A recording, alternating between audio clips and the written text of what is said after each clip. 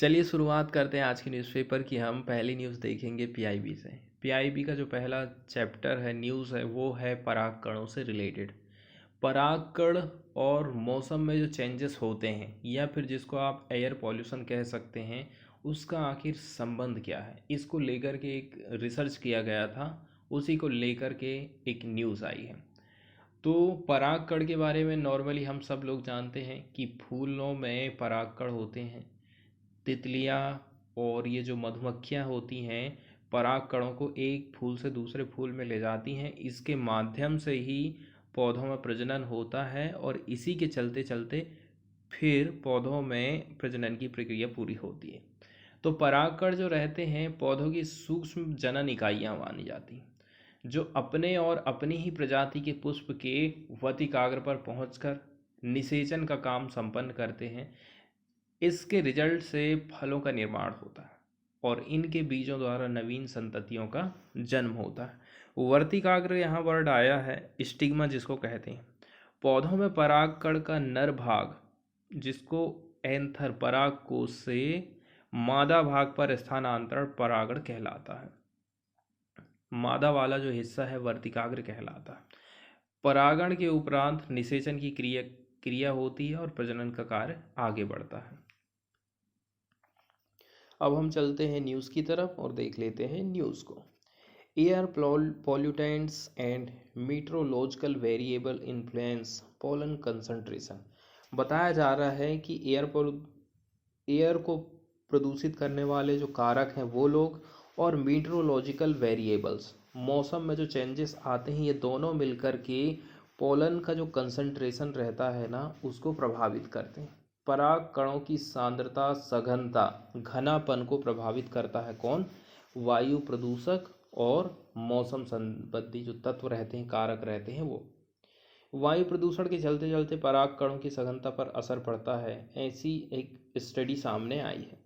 तो वैज्ञानिकों ने एक अध्ययन करा, रिसर्च स्टडी। इसमें ये बात सामने आ गई कि वायु प्रदूषण के चलते चलते पोलन कंसंट्रेशन पर असर पड़ता है। अलग अलग के परागकण होते हैं, अलग अलग किस्म के। मौसम में होने वाले परिवर्तन का भिन्न भिन्न प्रभाव हमको देखने को मिलता है। पराग यहाँ पर बताया जाता है, ये पराग क्या काम करते हैं, हवा में ऐसे घुल जाते हैं, हवा के उस हिस्से में मिल जाएंगे जिसे हम सांस के जरिए अंदर ले लेते हैं। अब ये सांस के जरिए हमारे शरीर में पहुंच गए और ऊपरी श्वसन तंत्र में जाके तनाव पैदा कर देते हैं। इन परागकणों के कारण ऊपरी वाला जो श्वसन तंत्र है, नाक से लेकर के फेफड़ों तक तरह तरह की एलर्जी हो जाती है, जैसे कि अस्थमा, मौसम संबंधी समस्याएं, स्वास्थ्य संबंधी बीमारी, ऐसे कई सारी समस्याएं पैदा हो जाती हैं। तो पराग कणों के बारे में यहाँ पर बात बताई जाती है। वायुजनित पराग एक स्थान से दूसरे स्थान पर भिन्न रहता है। बताया जा रहा है अलग अलग मौसम संबंधी, मतलब पर्यावरणीय परिस्थिति अलग अलग रहती है। इसी के चलते वायुजनित पराग इधर के अलग रहेंगे, उधर के अलग रहेंगे, क्योंकि मौसम की परिस्थिति अलग अलग है। शहरी क्षेत्रों में हवा में खुले पराग। बताया जा रहा है एलर्जी संबंधी बीमारियों को बढ़ाने में ये बहुत ही महत्वपूर्ण भूमिका निभाते हैं। पराग जलवायु परिवर्तन, वायु प्रदूषकों के साथ प्रकृति में साथ साथ में रहते हैं। इसके अलावा अलग अलग प्रकार के जो परागकण रहते हैं, पारस्परिक संपर्क में आ जाते हैं और मानव स्वास्थ्य पर प्रतिकूल प्रभाव डालते हैं। अब स्टडी की गई है, उसके बारे में बताया है कि कौन ये स्टडी करा है। तो ये स्टडी हुई है institute of post graduate institute of medical education and research, Chandigarh. ये हैं प्रोफेसर रविंद्र खैवाल, पर्यावरण अध्ययन विभाग के अध्यक्ष हैं डॉक्टर सुमन मोर, और पीएचडी डी रिसर्च स्कॉलर सुश्री अक्षी गोयल। इन्होंने चंडीगढ़ शहर के वायुजनित पराग पर मौसम का और वायु प्रदूषकों के प्रभाव का अध्ययन करा था। इनके ग्रुप ने हवा में बनने वाले पराग पर टेम्परेचर, वर्षा, सापेक्षिक आर्द्रता, हवा की गति, वायु की दिशा और आसपास मौजूद वायु प्रदूषक के विशेष प्रदूषक कणों, विशेष रूप से पीएम और नाइट्रोजन ऑक्साइड के संबंधों का पता लगाया था। आगे इसमें बताया जाता है कि हमारे देश में अभी तक ऐसा कोई अध्ययन नहीं करा गया था। भारत में ये अपनी तरह का पहला रिसर्च माना जाता है। इसके लिए सरकार अध्ययन के लिए वित्तीय मदद भारत सरकार के डीएसटी द्वारा उपलब्ध कराई गई थी। ठीक है, और ये भारत में अपनी तरह का पहला रिसर्च था जिसमें वायु से उत्पन्न होने वाले पराग पर मौसम संबंधी बदलाव और प्रदूषण के प्रभाव को समझने का प्रयास हुआ। इसको बाद में फिर छाप भी दिया गया, एक पत्रिका है science of the total environment में।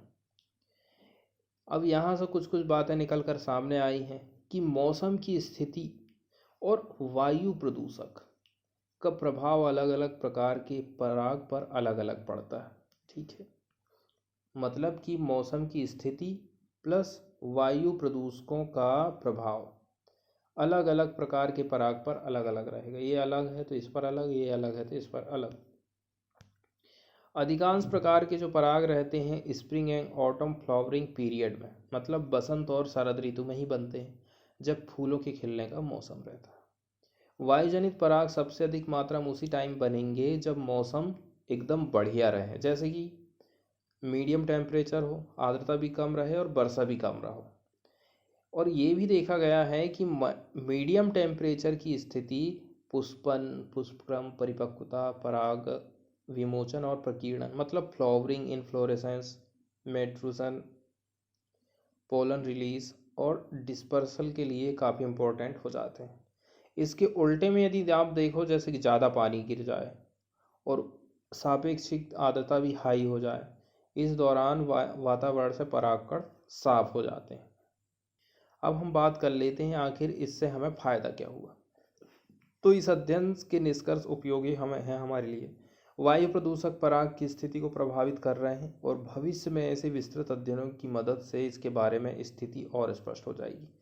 वर्तमान अध्ययन के निष्कर्ष बताए गए हैं कि वायुजनित पराग वायु प्रदूषकों और जलवायु कारणों के पारस्परिक संबंध को समझने में सहायक रहेंगे। गंगा का जो मैदानी भाग है, यहाँ पर वायु प्रदूषण काफ़ी रहता है, जिससे गंगा के मैदानी क्षेत्र में परागकण के दुष्प्रभावों को कम करने के लिए हम नीति तैयार कर सकते हैं और बीच जटिल बातचीत की समझ में सुधार करने में मदद हो सकते हैं।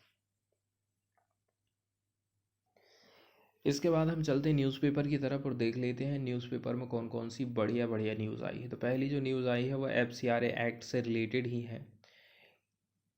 किसी भी प्रकार का एनजीओ हो या फिर कोई एसोसिएशन है, यदि आप चाहते हो कि हम अपने कामकाज में फ़ॉरेन से भी कंट्रीब्यूशन ले लें, फ़ॉरेन वाले व्यक्ति भी हमें चंदा दे दें, तो इसके लिए आपको FCRA के तहत रजिस्ट्रेशन करवाना पड़ेगा। हर 5 साल में आपको रिन्यू करवाना पड़ता है। तो इसकी भी सरकार पार्टिकुलर डेट रख देती है कि इस डेट तक आपको रजिस्ट्रेशन करवाना है, नहीं करवाओगे तो आप फिर विदेश से चंदा नहीं हासिल कर पाओगे। तो सरकार ने इसी के तहत 1-2 दिन से कंटिन्यू ये न्यूज़ में रहा है, तो इसकी जो डेडलाइन है ना उसको 31 दिसंबर कर दी है।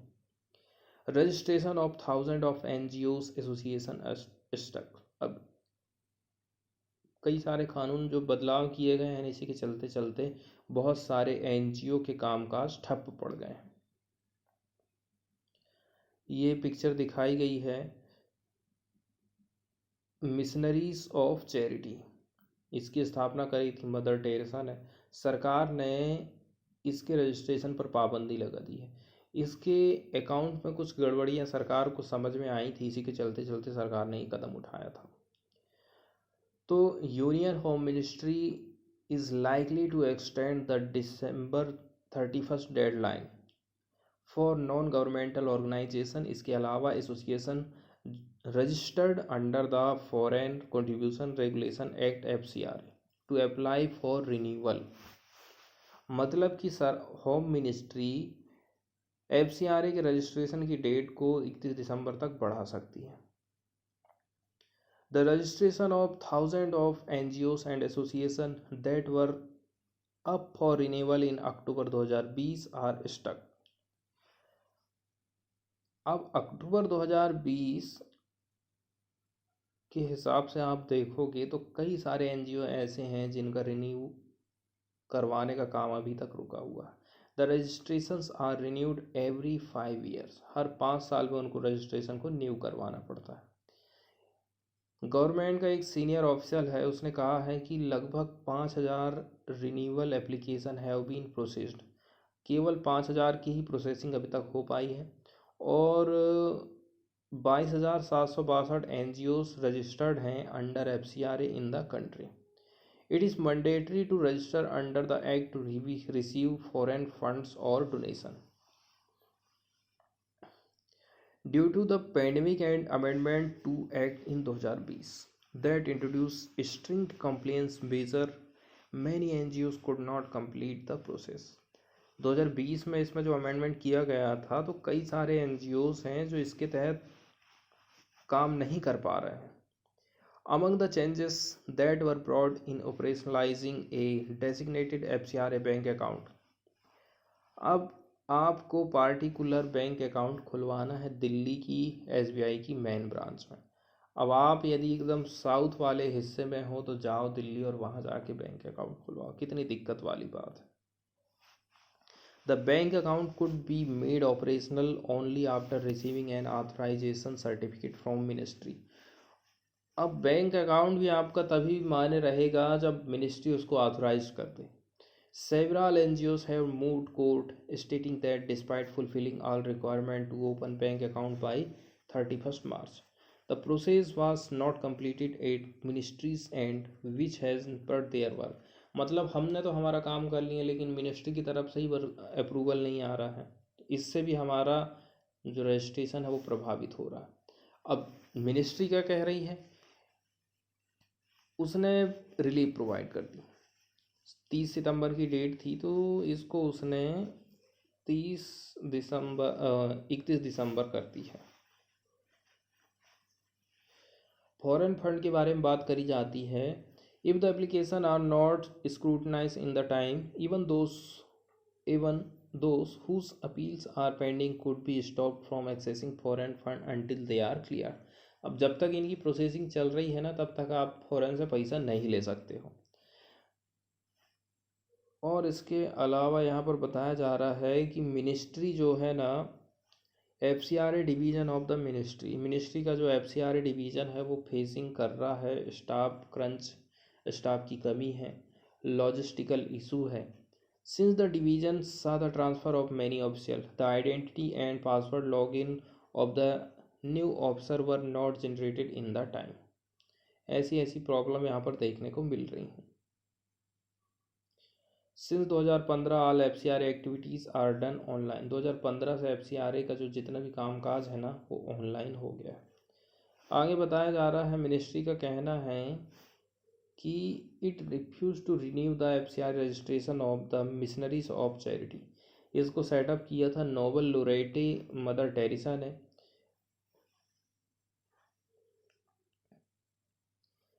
एक न्यूज़ आई है गोवा से, इसको हम देख लेते हैं। गोवा ने अप्रूवल दे दिया है लो ग्रेड के आयरन को एक्सपोर्ट आप कर सकते हो। Decision paves way for resumption of mining that has been installed since 2018। 2018 से माइनिंग जो है रुक गई थी, लो ग्रेड वाले आयरन और एक्सपोर्ट नहीं हो पा रहा था तो सरकार ने इसको चालू कर दिया।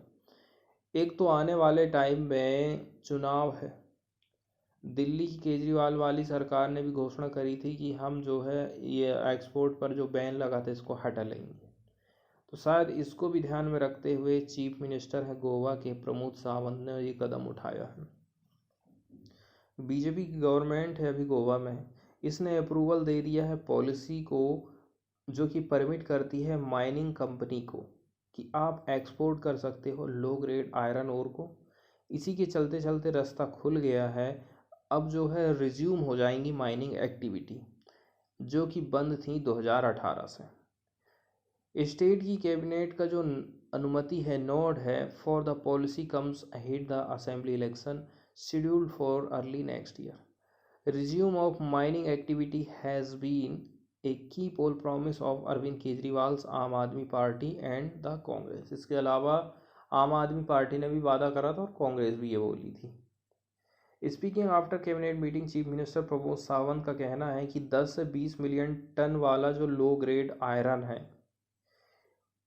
और आयरन ओर है, ये पड़ा हुआ है a different location outside the mining लीजेस and could sustain mining activity in Goa for next 4 से लेकर के 5 ईयर्स। आने वाले 4 से 5 साल तक बढ़िया कामकाज चलते रहेगा।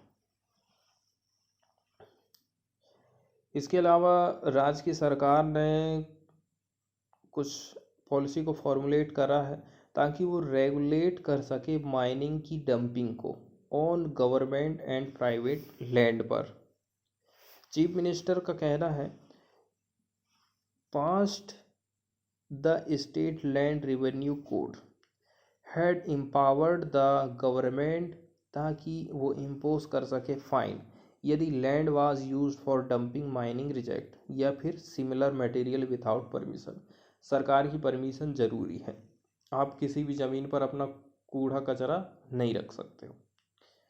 रॉयल्टी पेमेंट की बात करी जाती है, हमने कलेक्ट करे हैं फाइन लगभग 200 करोड़ रुपये की 2013-14 में। किनसे? From people who had dumped the ore outside the mining लीजेस।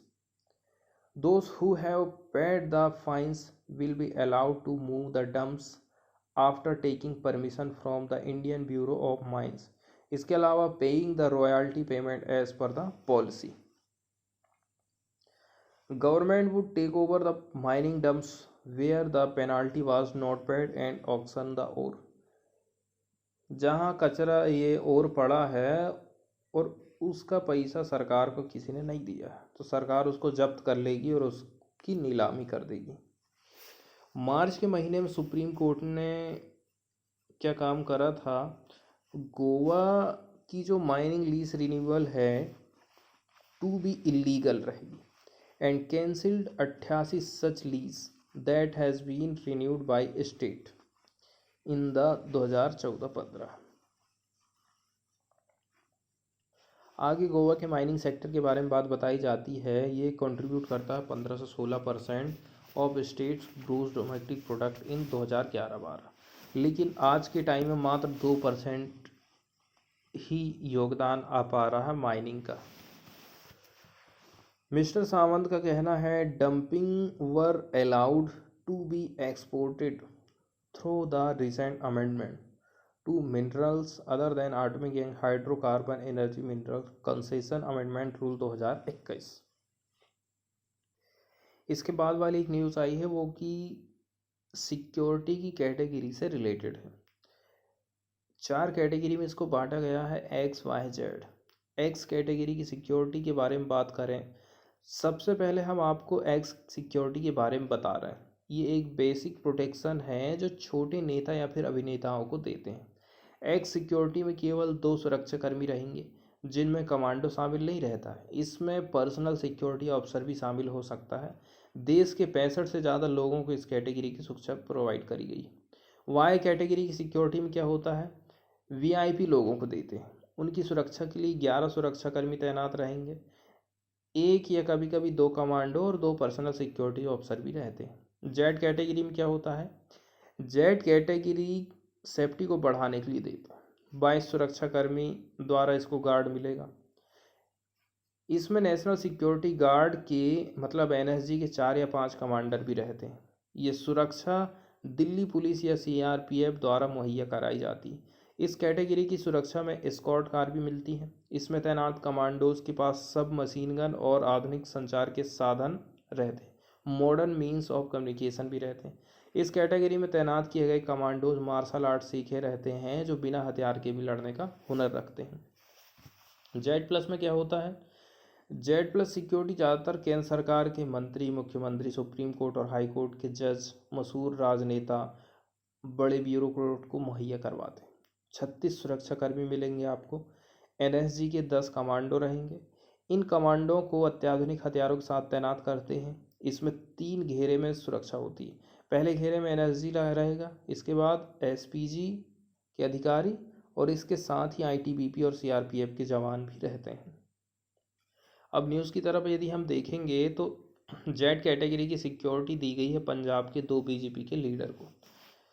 तो जैसे ही ये लोग बीजेपी को ज्वाइन करे हैं, राणा गुरमीत सिंह सोढ़ी, ये फॉर्मर कांग्रेस के मिनिस्टर रहे थे पंजाब के, इनको अकॉर्डेड किया गया है जेड कैटेगरी की सिक्योरिटी किसके द्वारा, union ministry of home affair के माध्यम से। दूसरे लीडर हैं मजिंदर सिंह सिरसा, इन्होंने ज्वाइन करा था बीजेपी 1 दिसंबर को। इनको भी जो है दिया गया है जेड प्रोटेक्शन होम मिनिस्ट्री के द्वारा। इस सीनियर गवर्नमेंट ऑफिशियल का कहना है Sodhi will be provided proximate security cover by armed commando of CRPF in Punjab and Delhi. 6 और 7 सीआरपीएफ पर्सनल रहेंगे, will provide security round the clock. एक न्यूज़ आई है ARIIA 2021 रैंकिंग से रिलेटेड है। तो इसमें हमारे यहाँ के जो महत्वपूर्ण शैक्षणिक संस्थान है ना, उनको रैंकिंग प्रोवाइड करी जाती है कि वो किस लेवल की पढ़ाई अपने बच्चों को करवाते हैं और किस लेवल तक वो अपने बच्चों को रोज़गार प्रोवाइड कर पा रहे हैं। इस हिसाब से कौन ने बढ़िया काम करा है, कौन सही काम नहीं किया है, इसी को लेकर के ये रैंकिंग प्रोवाइड करी गई है। 7 इंडियन इंस्टीट्यूट ऑफ टेक्नोलॉजी, इसके अलावा Indian institute of science Bengaluru are among top 10 central institution रहे हैं in promotion and support of innovation. ये लोग प्रमोट कर पाए हैं और सपोर्ट करवाए हैं इनोवेशन को। इसके अलावा इंटरप्रेन्योरशिप डेवलपमेंट को according to the Atal ranking of institution of innovation achievement ARIIA, जिसको अनाउंस किया गया था वेडनेसडे के दिन। The top rank has been bagged by IIT Madras. IIT Madras उठाया है टॉप रैंक। सेकंड नंबर पे आ गया है बम्बई, फिर दिल्ली, फिर कानपुर और फिर Roorkee. IISc has bagged the 6th position in the ranking followed by IITs in Hyderabad and Kharagpur. इसके अलावा the national institute of technology Calicut. इसके अलावा जाता है Motilal Nehru national institute of technology Uttar Pradesh. इसके बारे में कुछ बात बताई जाती है। ये एक प्रकार से जो रैंकिंग है ना, ARIIA आखिर है क्या, एक इनिशिएटिव है किसका, यूनियन एजुकेशन मिनिस्ट्री की, ताकि ये लोग रैंकिंग कर सकें systematically all major higher education institution को। हमारे इंडिया के कुछ इंडिकेटर रहते हैं जो कि रिलेट करते हैं innovation, startup, entrepreneurship, development among student and faculty member. ना तो केवल बच्चों पे बल्कि टीचर पर भी ये चीज़ें देखी जाती हैं। इसके कुछ की पैरामीटर बताए जाते हैं, जैसे कि पेटेंट फाइल्ड एंड ग्रांटेड, कितने पेटेंट की फाइलिंग हुई, कितने आपने ग्रांट किए। Number of registered student and faculty startup, कितने लोग रजिस्टर्ड हुए। इसके अलावा फैकल्टी स्टार्टअप्स के देखा जाता है। Fund generation by incubated startup, specialised infrastructure created by institution to promote innovation and entrepreneurship. Various category include की गई है इसमें, जैसे कि सेंट्रली फंडेड टेक्निकल इंस्टीट्यूट आ जाते हैं, IIT, NIT, ये सारी चीज़। स्टेट की university, state standalone technical college हो गए, प्राइवेट यूनिवर्सिटी हो गए, प्राइवेट स्टैंडअलोन टेक्निकल कॉलेज हो गए, नॉन टेक्निकल गवर्नमेंट और प्राइवेट यूनिवर्सिटी इंस्टीट्यूशन, ये सारी चीज़ें इसमें शामिल हैं।